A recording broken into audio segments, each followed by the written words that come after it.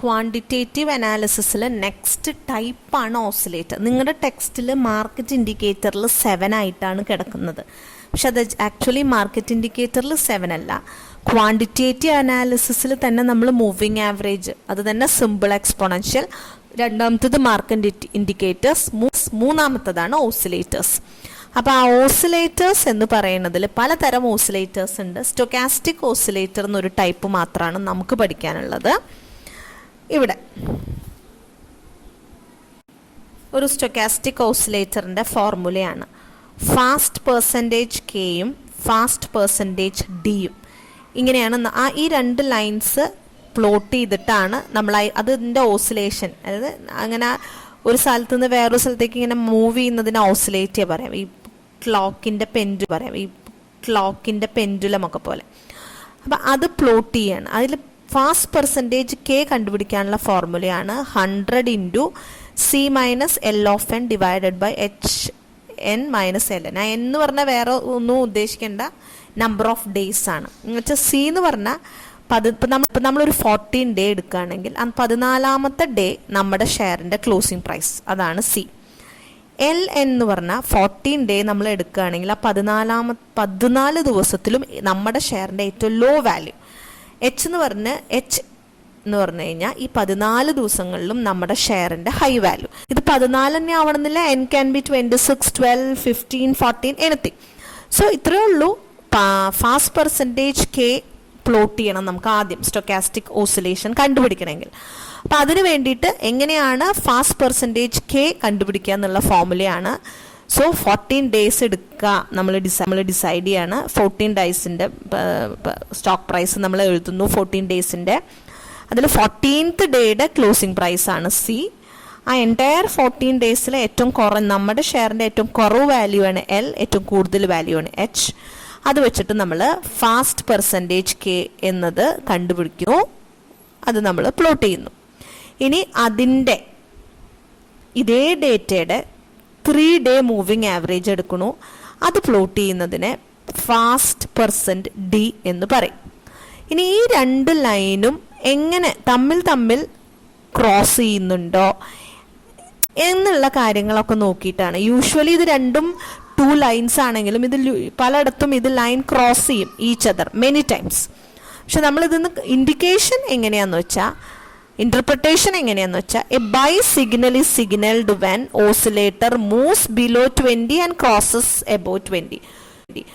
20 എന്നുള്ളൊരു വാല്യൂവിൻ്റെ താഴേക്ക് വന്ന് മേലേക്ക് പോവുകയാണെങ്കിൽ ബൈയിങ് സിഗ്നലും 80 എന്നുള്ളൊരു വാല്യൂവിൻ്റെ മേലേക്ക് വന്നിട്ട് താഴേക്ക് പോവുകയാണെങ്കിൽ moves above 80 and crosses below 80, അങ്ങനെ രണ്ടും സംഭവിക്കിൽ അതൊരു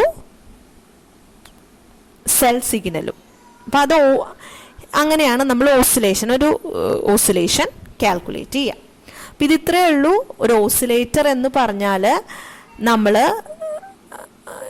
ക്വാണ്ടിറ്റേറ്റീവ് അനാലിസിസിൽ നമ്മൾ യൂസ് ചെയ്യുന്ന മറ്റൊരു ഇൻസ്ട്രുമെൻ്റ് ആണ്. ഇപ്പോൾ ഒത്തിരി ഓസിലേറ്റേഴ്സ് ഉണ്ട്, സ്റ്റൊക്കാസ്റ്റിക് മാത്രമേ നമുക്കിവിടെ പഠിക്കാനുള്ളൂ. അപ്പോൾ അതിന് ഫാസ്റ്റ് പെർസെൻറ്റേജ് കെയും ഫാസ്റ്റ് പെർസെൻറ്റ് ഡി ഈ രണ്ട് ലൈൻ പ്ലോട്ട് ചെയ്തിട്ട് ഈ ലൈന് എങ്ങനെയൊക്കെയാണ് പോകുന്നത് എന്ന് വെച്ചിട്ടാണ് നമ്മൾ സ്റ്റൊക്കാസ്റ്റിക് ഓസിലേറ്റ് ചെയ്യുക. അതിൽ ഫാസ്റ്റ് പെർസെൻറ്റേജ് കെ കണ്ടുപിടിക്കാനുള്ള ഫോർമുല നമ്മളവിടെ കാണിച്ചിട്ടുണ്ട്. ഇനി അതിൻ്റെ ഇതേ ഡേറ്റയുടെ തന്നെ 3 ഡേ മൂവിങ് ആവറേജ് കണ്ടുപിടിച്ചു കഴിഞ്ഞാൽ നമുക്ക് ഫാസ്റ്റ് പെർസെൻറ്റേജ് ഡി കിട്ടും. ഇപ്പം 2 ലൈൻസ് കിട്ടും. ഇത് പലയിടത്തും ഓവർലാപ്പ് ചെയ്യുന്നുണ്ടായിരിക്കും. നമ്മൾ നോക്കേണ്ടത് ഈ ഒരു പെർട്ടിക്കുലർ ലൈൻ ബിലോ 20 പോയി എബോവ് 20 ക്രോസ് ചെയ്യുന്നുണ്ടോ എപ്പോഴെങ്കിലും. അങ്ങനെയാണെങ്കിൽ ഇറ്റ്സ് ബൈ സിഗ്നൽ. ഇതേ ലൈൻ 80 എബോവ് പോയി 80 ബിലോ ക്രോസ് ചെയ്യുന്നുണ്ടോ, അങ്ങനെയാണെങ്കിൽ അതൊരു സെൽ സിഗ്നൽ. ഇതാണ് സ്റ്റൊക്കാസ്റ്റിക് ഓസിലേഷൻ.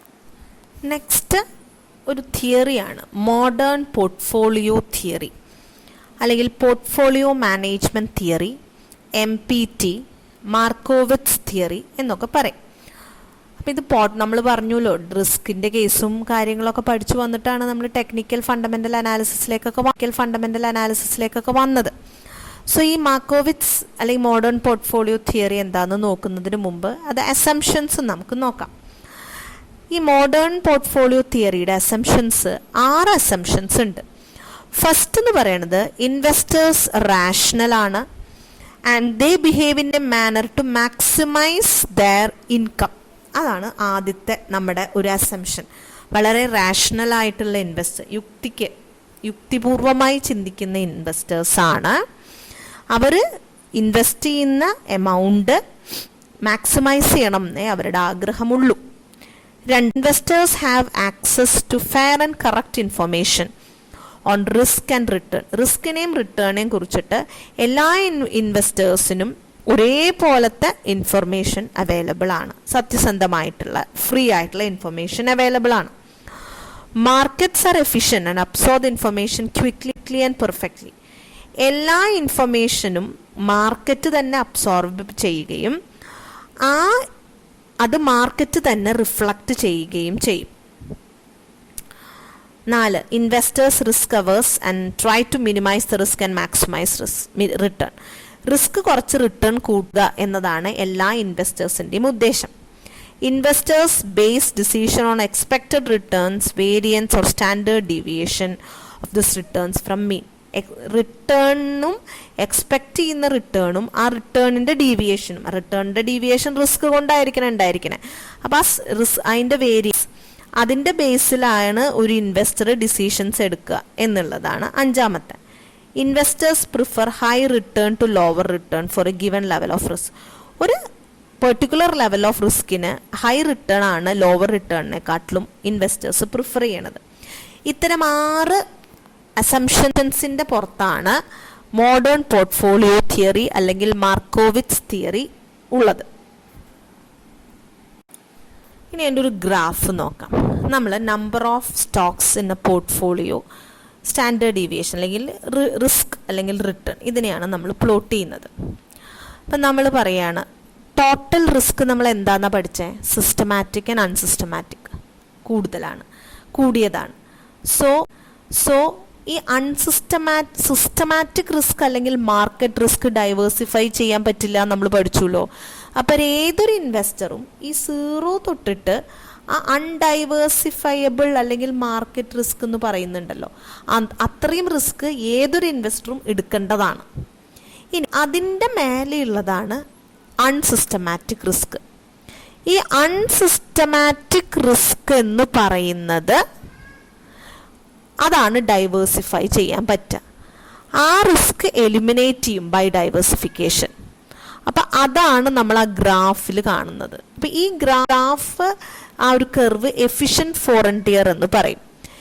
ഈ ലൈനിന് മേലെ ഉള്ളത് ആ ഒരു ഭാഗത്താണ് നമ്മുടെ സെക്യൂരിറ്റീസ് വരുന്നുണ്ടെങ്കിൽ അത് എഫിഷ്യൻറ്റ് ഫോറൻറ്റിയർ ആണ്. നമുക്കത് നമ്മുടെ പോർട്ട്ഫോളിയോയിൽ ആഡ് ചെയ്യാം. ഇങ്ങനെ എക്സ്പ്ലനേഷൻ കൊടുക്കുന്ന ഒരു തിയറിയാണ് മോഡേൺ പോർട്ട്ഫോളിയോ തിയറി. സോ ഇതാണ് അതിൻ്റെ ഡയഗ്രമിൻ്റെ എക്സ്പ്ലനേഷൻ. അപ്പം നമ്മൾ ആക്ച്വലി ഈ മോഡ്യൂൾ കംപ്ലീറ്റ് ചെയ്യാണ് കേട്ടോ. അപ്പം നമ്മൾ എന്തൊക്കെയാണ് ഈ മോഡ്യൂളിൽ നോക്കിയത്? 3 ചാപ്റ്റേഴ്സ് ആയിട്ടാണ് ഈ മോഡ്യൂൾ നോക്കിയത്. ഇനീഷ്യൽ ചാപ്റ്ററിൽ നമ്മൾ ഇൻവെസ്റ്റ്മെൻറ്റിനെ കുറിച്ച് പറഞ്ഞു. ഇൻവെസ്റ്റ്മെൻറ്റ്, അതിൻ്റെ മീനിങ്, പിന്നെ പലതരം ഇൻവെസ്റ്റ്മെൻറ്റിൻ്റെ ക്യാരക്ടറിസ്റ്റിക്സ്, ദെൻ ഇൻവെസ്റ്റ്മെൻറ്റിൻ്റെ ഒബ്ജക്റ്റീവ്, ഇൻവെസ്റ്റ്മെൻറ്റ് പ്രോസസ്സ്, ഇങ്ങനെയുള്ള കാര്യങ്ങൾ, needs and benefits of investment, പിന്നെ ഇൻവെസ്റ്റ്മെൻറ്റും സ്പെക്കുലേഷനും ഇൻവെസ്റ്റ്മെൻറ്റും ഗ്യാംബ്ലിങ്ങും തമ്മിലുള്ള ഡിഫറൻസ്. ഇത്രയും കാര്യങ്ങളാണ് നമ്മൾ ഫസ്റ്റ് ചാപ്റ്ററിൽ നോക്കിയത്. ഇനി സെക്കൻഡ് ചാപ്റ്ററിൽ വന്നിട്ട് നമ്മൾ റിസ്ക് ആൻഡ് റിട്ടേൺ ആണ്. അപ്പം അതിൽ റിട്ടേൺ എന്താണ്, എക്സ്പെക്റ്റഡ് റിട്ടേൺ എന്താണ്, റിസ്ക് എന്താണ്, ടൈപ്സ് ഓഫ് റിസ്ക് എന്താണ്, ദെൻ സോഴ്സസ് ഓഫ് റിസ്ക് എന്താണ്, നമ്മൾ എങ്ങനെ റിസ്ക് മെഷർ ചെയ്യണു, സിസ്റ്റമാറ്റിക് റിസ്ക് എങ്ങനെ മെഷർ ചെയ്യണു, അൺസിസ്റ്റമാറ്റിക് റിസ്ക് എങ്ങനെ മെഷർ ചെയ്യുന്നു, അതാണ് beta calculation, correlation, regression method എന്നൊക്കെ പറഞ്ഞിട്ട് നമ്മൾ നോക്കി. പിന്നെ അതിൻ്റെ കൂടെ തന്നെ നമ്മൾ ക്യാപിറ്റൽ അസറ്റ് പ്രൈസിങ് മോഡൽ എന്താണെന്നുള്ളതും നോക്കി. പിന്നെ അതിൽ തേർഡ് വരുന്നതാണ് നമ്മുടെ ഇൻവെസ്റ്റ്മെൻറ്റ് അനാലിസിസ്. ഇൻവെസ്റ്റ്മെൻറ്റ് അനാലിസിസിൽ രണ്ടെണ്ണം ഉണ്ട്. ഫണ്ടമെൻ്റൽ അനാലിസിസ് ഉണ്ട്, അതുപോലെ ടെക്നിക്കൽ അനാലിസിസ് ഉണ്ട്. ഫണ്ടമെൻ്റൽ അനാലിസിസിൻ്റെ പ്രോസസ്സ് എന്താണ്, ഫണ്ടമെൻ്റൽ അനാലിസിസിൻ്റെ ടൂൾസ് എന്താണ്, അഡ്വാൻറ്റേജസ് ഡിസഡ്വാൻറ്റേജസ് എന്താണ്, ടെക്നിക്കൽ അനാലിസിസ് എന്താണ്, ടെക്നിക്കൽ അനാലിസിസിൻ്റെ പ്രോസസ്സ് എന്താണ്, ടെക്നിക്കൽ അനാലിസിസിൻ്റെ അഡ്വാൻറ്റേജസ് ഡിസഡ്വാൻറ്റേജസ് എന്താണ്, ടെക്നിക്കൽ അനാലിസിസിൻ്റെ ടൂൾസ് എന്താണ്. ഇത്രയും കാര്യങ്ങളാണ് നമ്മൾ നോക്കിയത്. പിന്നെ ഈ ഒരു air session modern portfolio theory എന്ന് പറയുന്ന ഒരു തിയറിയോട് കൂടി എൻഡ് ചെയ്യാണ്. അപ്പോൾ വിത്ത് ദിസ് നമ്മൾ നമ്മുടെ ഫസ്റ്റ് മോഡ്യൂള്, കമ്പാരിറ്റീവ്ലി ചെറിയൊരു മോഡ്യൂളാണ്, അത് കഴിയാണ്. അപ്പോൾ പെൻഡിങ് ആയിട്ട് ഇനിയിപ്പോൾ ഇതിൽ പെൻഡിങ് അസൈൻമെൻറ്റ്സോ പെൻഡിങ് ആയിട്ട് കാര്യങ്ങളൊക്കെ ചെയ്യാനുള്ളവർ ഇനി ഇത് എത്രയും പെട്ടെന്ന് കംപ്ലീറ്റ് ചെയ്ത് സബ്മിറ്റ് ചെയ്യണം. അപ്പോൾ വിത്ത് ദിസ് നമ്മളൊരു initially you will get an understanding about what investment is, then investment analysis and അതിൻ്റെ ടൂൾസ്. സോ അപ്പോൾ hope it is clear. So thank you. അപ്പോൾ നിങ്ങളത് നോക്കുക, ഡൗട്ട്സ് എന്തെങ്കിലും ഉണ്ടെങ്കിൽ.